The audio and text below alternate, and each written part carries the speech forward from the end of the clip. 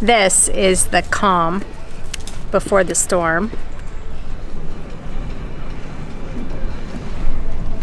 So we're gonna see what happens later with this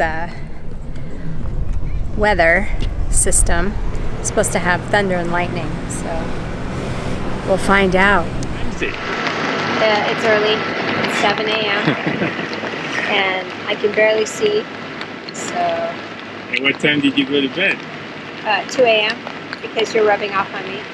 And what were you doing until 2 a.m.? I wasn't watching the weather. That's what wasn't happening. So, yeah, I'll never do that again. Okay, just living the high life, cruising life. All together.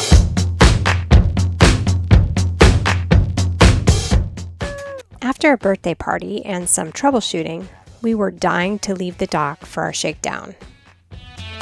It's our EPIRB, so now we have freedom. We have freedom. We can go. We can go wherever we want now. Well, the MMSI, we got the Oscar. After the updates and everything, we are connected to Oscar on the phone in the last 2 minutes, and the portable VHF is also paired and everything. And you have the ZC2, you have the weather station. Oh yeah, look at us. We're like killing it. We've got everything now. Very productive end of afternoon. MMSI, baby!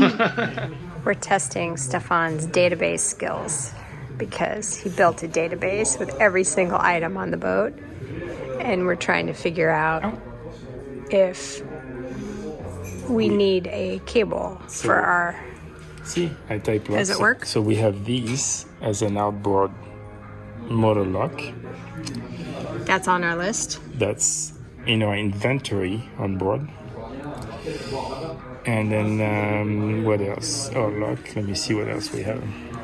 So we need a cable or don't need a cable? You're putting him on the spot. So we have one. So we don't need to buy one. No, because we have one, yeah. So we don't need this. We can put this back. We have one for 5 meters. Ah. It's been delivered, and I can tell you Good job. we paid $88, 88 euros. Well, this one was 59. Well, it's maybe a 3 meter. 3 meter. We got the 5 meter. Look at you, victory. Victory, and yeah, what else do you want to know?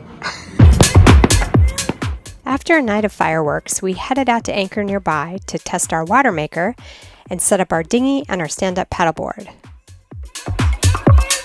What do you got, a golf cart? Yeah. What is it? The paddleboard is out, but it's still plenty of stuff.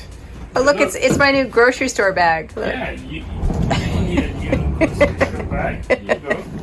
Look at that, provisioning. Provisioning, yeah. Massive.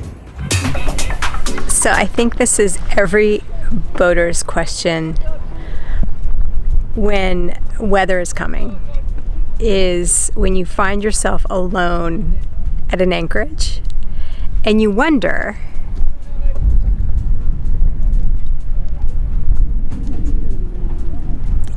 if maybe they know something you don't know. So I'm getting a little nervous. It's game on. Whoever will be the last one to leave. We're down to 3. We're on the podium spot. There's literally, how many boats were here when we showed up? I mean, it was full. Less than usual. There's like especially no for boats. weekends.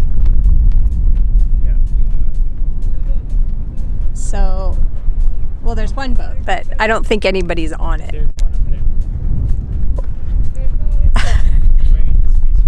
there. It makes you wonder, though.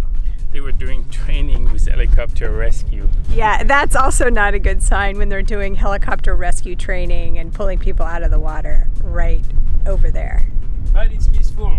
All the other boats are going into the marinas, and we're out here.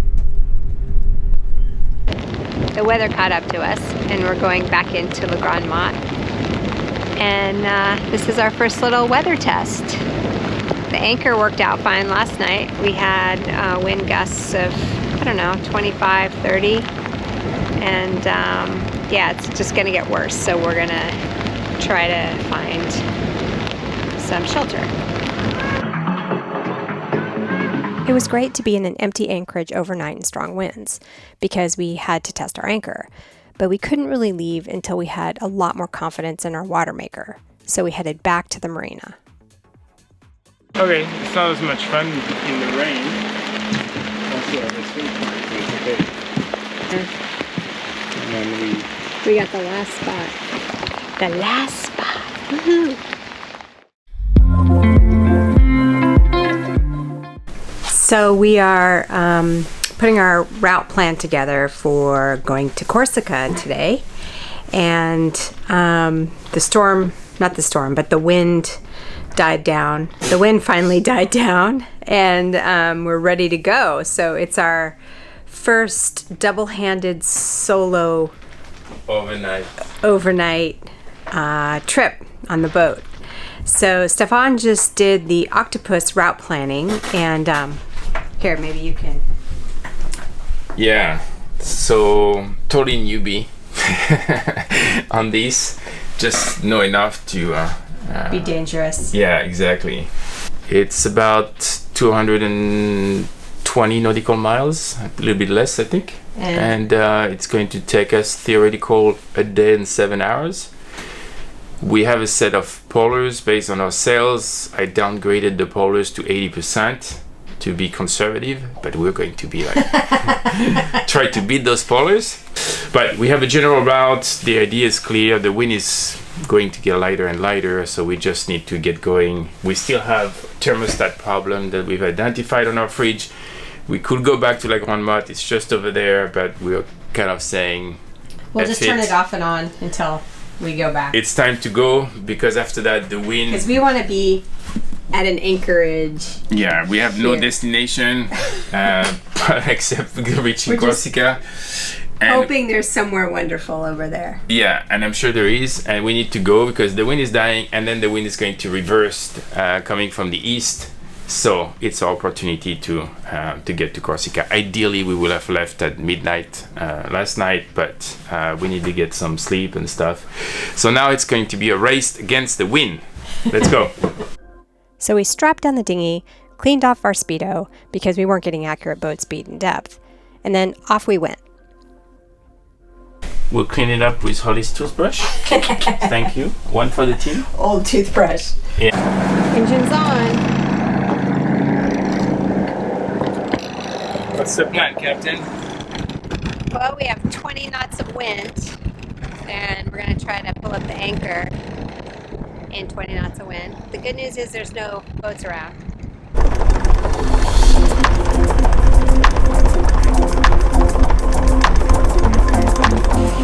at us with the spinnaker up.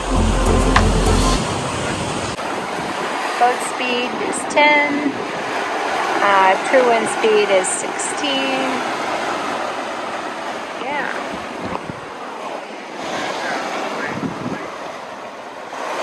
Yeah. The wind is going to keep turning this way, so we'll just keep our angle, our parent wind angle, basically sail. We'll sail closer to land. At that point, we'll make a decision, go, no go, of crossing to Corsica, because now it's a big commitment, but we're making water, it's working. We don't have the depth. That's a little handicap when we need to anchor, but I imagine the charts are pretty well documented in Corsica, and we'll come by daylight. We'll figure this out at some other point.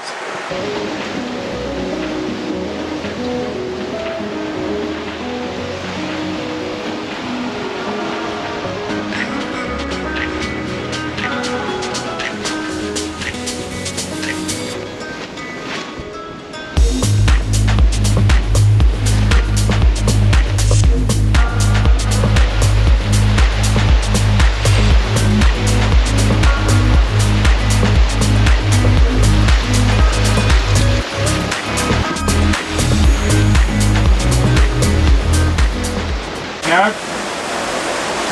9-7, 9. Ooh, yes, baby. Oh yeah, this is sweet. This is what it's all about. 18 months of wait just for that. Oh yeah, going back up. Catching a little wave. 10.2, 10.6. We're like going back to maybe 10.95 and here we go. We're just like on rail right now. It's on a rail mean. It's just the autopilot is super happy. There's just little waves that we catch, and we're at 10, and as soon as we catch a little wave, like 11, 12, the autopilot is staying within a few degrees. I mean, this is just like pure pleasure.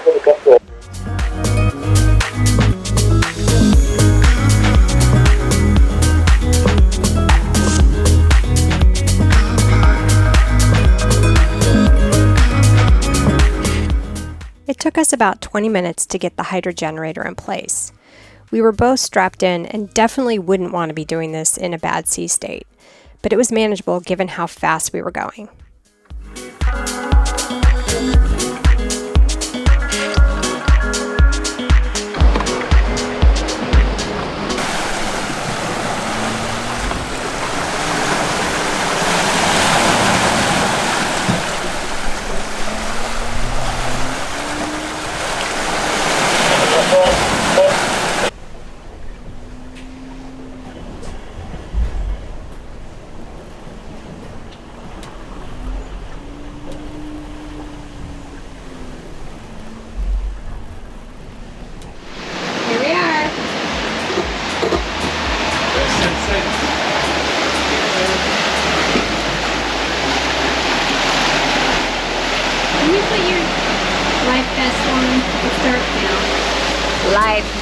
Live vest.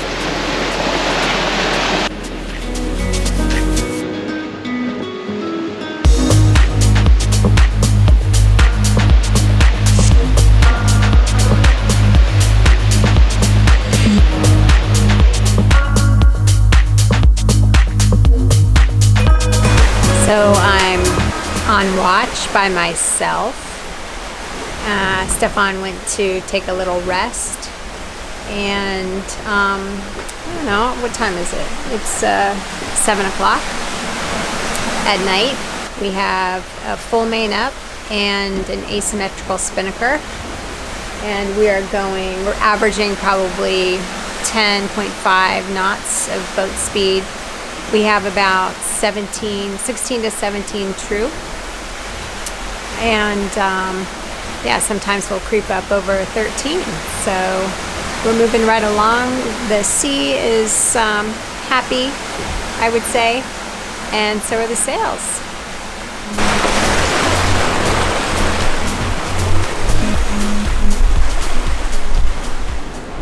So now that we've avoided the crisis, because there's a huge cruise ship off our port bow that we avoided,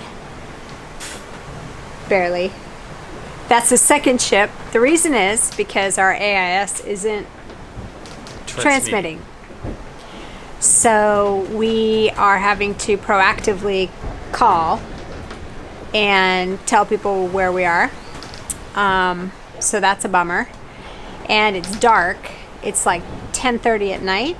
So bailing out probably isn't a good idea because we can't really anchor anywhere in the dark. And our depth sensor wasn't working at one point. So that's another issue. Works on and off. Yeah. Works on and off. But on the positive side, yes, bright side, Betty. the bright side now is our AIS is working for receiving information. So that means we see the ships that are emitting an AIS signal, so that's kind of a big safety factor. They don't see us, but we see them, so we can call them proactively.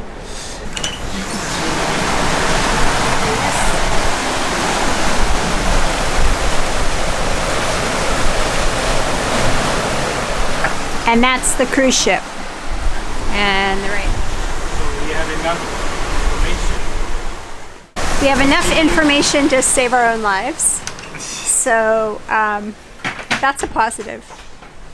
And meanwhile, hopefully this video will get aired at some point. Like, meanwhile, we're not lost at sea. Meanwhile, we're like sailing in the comfort of our salon, right in the middle, low, super comfy, shorts and socks, and we have an amazing view, and we're sailing right now 9 knots, 9.5, 10 knots, and it's a beautiful, yeah, we got the humongous moon. See, full moon. so many bright It's amazing. things. It was as if the moon was giving a performance of a lifetime, but the sunrise would not be outdone. It was one of the most gorgeous sunrises I've seen in a very long time.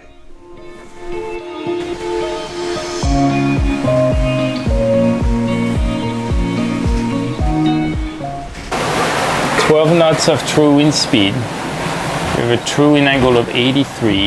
Apparent wind angle right now like 50. We're cruising upwind at 9.6, 9.7. At times we're above 10. Like we have, yeah. Nice. So that's pretty damn sweet. We're here. Right now we're upwind with the Genoa, But full we main, wanna- full Genoa. Want to be here. We're having fun out here. And What? I said we're having fun. We are. Here's the view.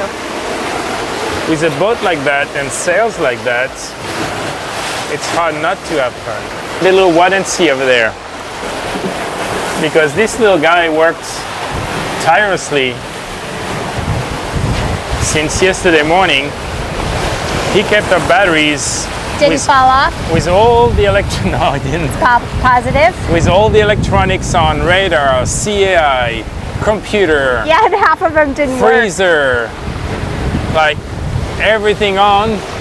We went from 100% to 82 thanks to this little guy. Yeah. And now the solar panel are starting to work, but this guy is like cranking some amps. And you can't see the land maybe in the background, but that's Corsica. And here we show you the Nemesis. This is my favorite little, Look at that. 10.5, 10.7, upwind, apparent wind speed 18, and apparent wind angle of 50. The depth is working again. and suddenly our depth meter works. On this one, sometimes it does. The others, it doesn't. So Yeah. We I have know. some mysteries to a sort little, out. yeah, a little Kremlin. But I mean, that's pretty damn sweet.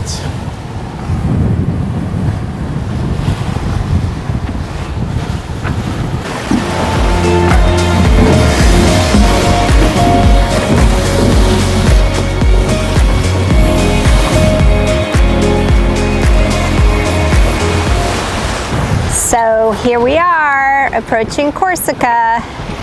It's beautiful and it's a beautiful day. What do you think of that? Woohoo! Yeah, so let's just compare the difference of risk tolerance. Like, so you don't have a jacket on. I have a jacket on because I am compliant, man. Look, flat, warm water. I know, but I don't want to be the reason. And now you're a professional, and I know you'll turn that boat around in no time and rescue I just me. don't want the reason that I die because I didn't have my life jacket on. Safety first. Sounds good. It's beautiful. It's a beautiful morning at the anchorage.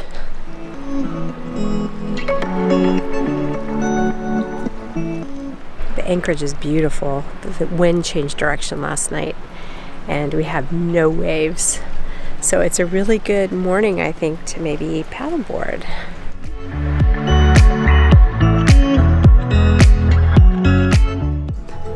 I want to show you something French.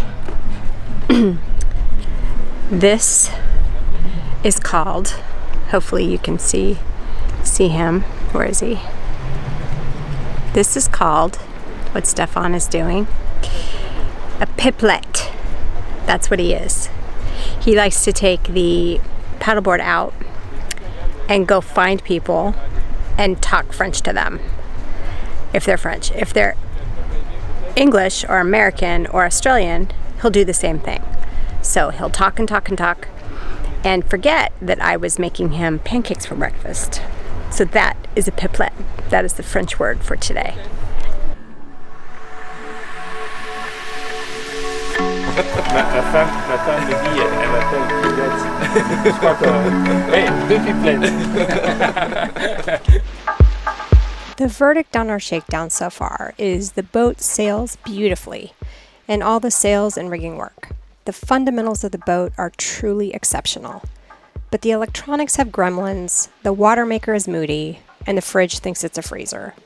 These are all great things to figure out in a shakedown, and all things Outremer will help us fix during the navage. We learned a lot about what we liked and how much we still need to learn about the boat. But so far, we are madly in love and can't wait for our next destination and a little more wind.